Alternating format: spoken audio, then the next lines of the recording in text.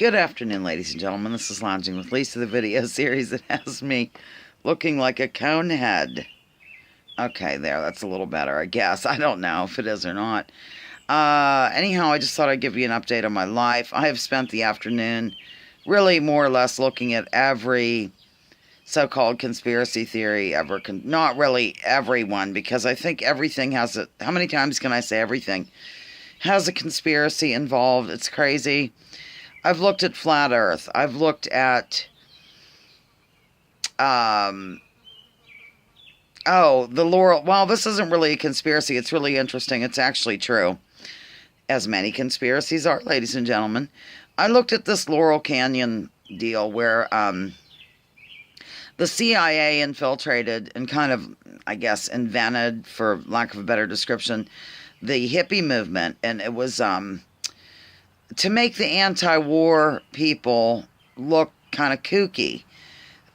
Because what started as more or less sort of conservative types, clean-cut looking individuals protesting the Vietnam War or bringing to light their objection to such shenanigans, suddenly turned into like a bunch of free-loving, long-haired, joint-smoking, LSD-dropping types. And there is a lot of research that's been done on this that shows this was a concerted effort, of course, on behalf of our delightful CIA that the Democrats seem to love these days. But I'm going off on a tangent, aren't I? Anyhow, there was an effort on their part to, of course, demonize the anti-war movement or make them look silly by bringing the hippies in. And a lot of this happened at Laurel Canyon. And just for shits and giggles, as they say. Oh dear, I swore. You know, there's a lot of things associated with this 33-degree Masonic stuff. I'm not real sure what that's all about, Alfie. I mean, it ties into the Illuminati and all this jazz about the 33 parallel, 33 degrees latitude, or is it longitude? Latitude. And the different things that have happened along that particular line on the earth, so to speak. And the Hiroshima Nagasaki deal, I think one of them's at 32 point something, the other one's around 34, so it's in that range. And the Mesa, Arizona is on the 33, blah blah blah. So I looked up Laurel Canyon, and lo and behold, ladies and gentlemen, it's around the 34 mark. But I don't know why I did that, just for fun, just to see if there's any connection.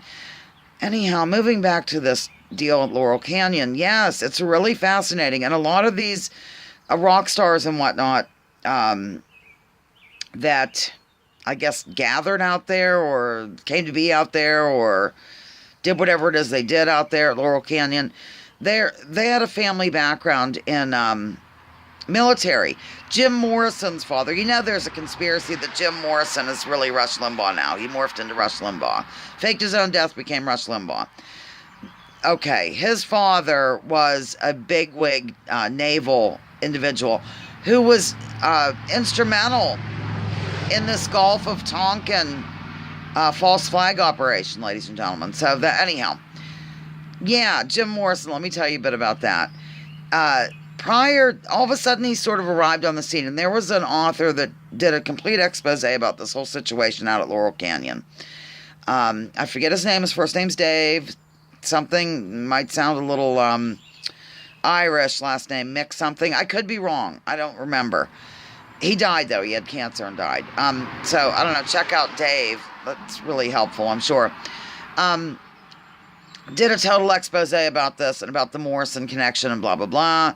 And also, I already knew this because I've read Frank Zappa's autobiography, and I'm a Frank Zappa freak, more or less. And Frank was quite upfront about his father's connection to the military, or how he worked in the chemical warfare division. In fact, Frank, I think, was born on a military base in Maryland, if I'm not mistaken.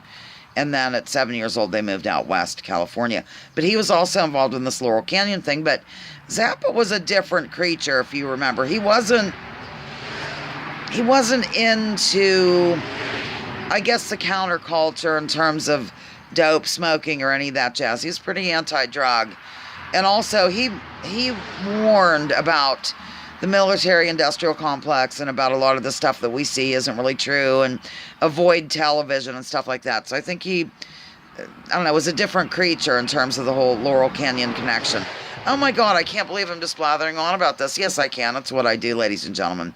So, Jim Morrison, yes, supposedly faked his own death, which could be, who knows, and decided to be Rush Limbaugh because I jumped ahead. Prior to Jim Morrison being the Jim Morrison we all know and idolize, he just sort of appeared that way. Prior to that, he was very clean cut.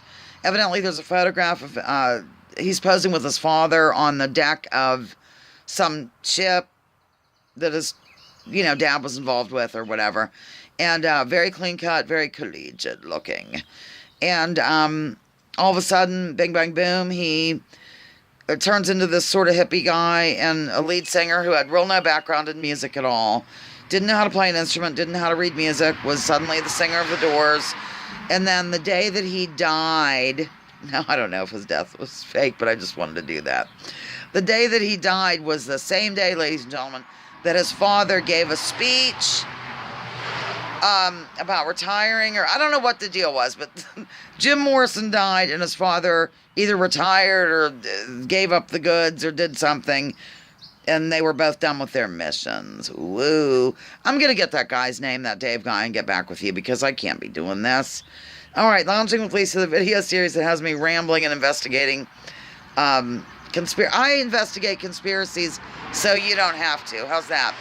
Because honestly, I think a lot of people are, I don't know if they're afraid to look at them. I know people in my real life that are afraid to look at RT, Russia Today TV. They're terrified of it. They're afraid they'll be taken into propaganda or something. It's not propaganda. It's the most honest news outlet around, but, leaving that aside.